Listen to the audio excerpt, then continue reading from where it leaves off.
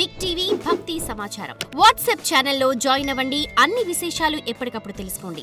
నిర్మోహమాటంగా గట్టిగా గోవిందా అని అరవాలి గట్టిగాను. ఆ స్వామి నామని చెప్తుంటే కళ్ళ వెంట నీరు మనకి జాలువారాలట. ఇవన్నీ మనకి ఈ కలియుగ ప్రభావం చేత మనకి ఆ స్థితి కలగకుండా అన్నీ అడ్డేస్తున్నాయి. మరి ఎలా మనం తరించాలి అది చెప్తున్నారు. నారదులంతటి వాడికి కూడా జ్ఞానభక్తి వైరాగ్యాన్ని తట్టి లేపడం వల్ల కావట్లే.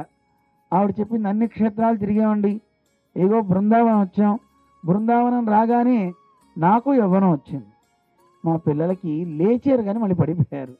జ్ఞానం వైరాగ్యం మాత్రం కలగట్లే, భక్తి మాత్రం వచ్చింది. స్వామి మీరు సామాన్యులు కాదు, ఏదైనా చేయండి. గర్భంలో ఉన్నటువంటి శిశువుకి మీరు జ్ఞానోపదేశం చేశారు. వాడు ఎంతో గొప్పవాడై ప్రహ్లాదుడనే పేరుతో విశ్వవిఖ్యాతమయ్యాడు కదా, సాక్షాత్తు నారాయణుడే అతన్ని రక్షించాడు. మీరు ఏదో ఒక మంత్రం చెప్పండి.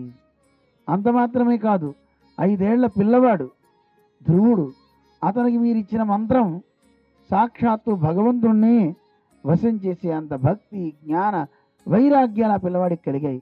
హే మహానుభావ నారద, మీరే మా అబ్బాయికి జ్ఞానాన్ని ఉపదేశించండి అని కోరితే నారదుడు అనుకున్నట్టు ఓహో పొగుడుతున్నారు కనుక నా అంతటి వాడు లేడనుకున్నాడో ఏమో, వెంటనే చెవిలో ఉపదేశించేట. ఆయనకు వచ్చిన వేద మంత్రాలన్నీ చదివేశాడు. అన్ని చదివినా అవి లేవల. తర్వాత ఇంకా స్తోత్రాలు ఉపనిషత్తులు మొదలు పెట్టేట. ఒక్కసారి లేచి ఆవలించి మళ్ళీ పడుకునేటండి. లేచే కానీ ఆవలించి మళ్ళీ పడుకునేటండి. అరే ఏం చెయ్యాలి, ఎలా వీటికి జ్ఞానాన్ని కలిగించాలి, వీటికి లేపాలి అని ఆఖరికి నారదుడు ఎన్నో ప్రయత్నాలు చేసిన తర్వాత ఆకాశవాణి చెప్పిందట ఒక మాట, సత్కర్మ చెయ్యి అని ఉపదేశించిందట. ఉపదేశించిన తర్వాత మరి సత్కర్మ అంటే ఏమిటి, ఏం చేయాలి? ఏతదర్థంతు సత్కర్మ సురర్షేత్వం సమాచార. ఏ నారద సత్కర్మ చెయ్యిపోయి అని చెప్పిన తర్వాత నారదుడు అందరిని అడిగేట. ఎవరిని అడిగినా సత్కర్మ అంటే ఏమిటో తెలియట్లా. పెద్ద పెద్ద ఋషీశ్వరులు అయితే ఒకసారి ఆలోచించి వెళ్ళిపోయారట. ఇప్పుడు చూడండి, మనకు కూడా తెలియని ఎవరైనా మన అడిగారు అనుకోండి, మనం ఏం చెప్తాం? ఆలోచిద్దాం అని వెళ్ళిపోతాం. లేదు కొంతమంది తెలిస్తే ఏదో తెలిసింది చెప్పే ప్రయత్నం చేస్తారు, కానీ వాళ్ళకి అంత పెద్ద అవగాహన లేదనుకోండి. కొంతమంది అసలు ఇది అసలు లేనే లేదు, ఎవడు చెప్పాడు నీకు పోవాయా అంటారు. కొంతమంది అమ్మో అడిగితే వాడు అడుగుతున్నాడు రోయి అవతల నుంచి వెళ్ళిపోయే వాళ్ళు ఉన్నారు. నారద భగవానుడు అడిగితే అలా జరిగింది. పూర్వం గురువులకి ఇప్పుడు గురువులకి తేడా ఉందండి.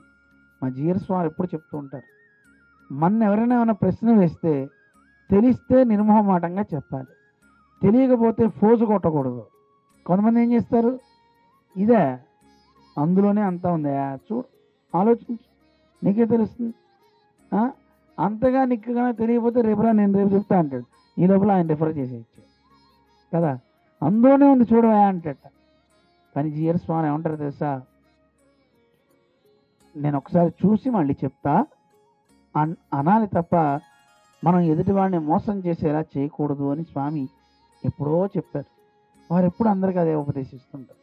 మనకి తెలిసింది చెప్దాం, తెలియంది తెలుసుకుని చెప్దాం, తప్పేం లేదు కదా. అందువల్ల అందరికీ అన్ని జ్ఞానాలు కలగవు, ఒక్కొక్కసారి ఒక్కొక్కటి నేర్చుకుంటూ మనం వెళ్తాం. అందువల్ల సత్కర్మ గురించి అడిగాడు నారదుడు, తెలియలా.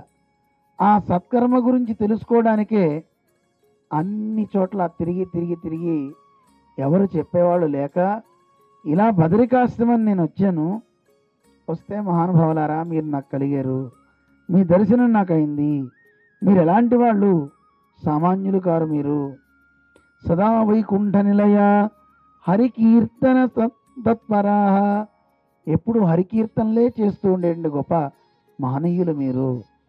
అదే కాదు, మీరు ఎప్పుడు 5 ఏళ్ల వయస్సులోనే ఉంటారు. జరాయుష్మాన్న బాధతే, ముసలితనం మిమ్మల్ని బాధించదు. ఎందుకు బాధించదో రహస్యం చెప్పాడు ఈయన నారదుడు.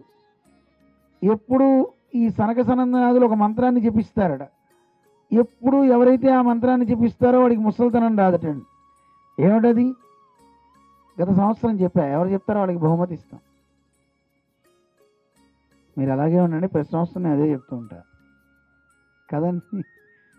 హరిశరణం హరిశరణం ఏమనాలి?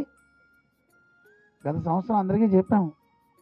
ఎప్పుడు ఆయన అదే అనుకుంటారట ఈ సనక సనందనాథులు. హరిశరణం అని అనుకుంటారు మీరు. హరిశరణమేవం హి నిత్యం ఏషాం ముఖేషు చ ముఖే వచః. మీ నోటి నుంచి ఎప్పుడు హరిశరణం అని వస్తుంది. అందుకే యుష్మాన్ జరా న బాధతే, మిమ్మల్ని ముసలితనం అనేది బాధించదు అని నారదుడు చెప్పాడు.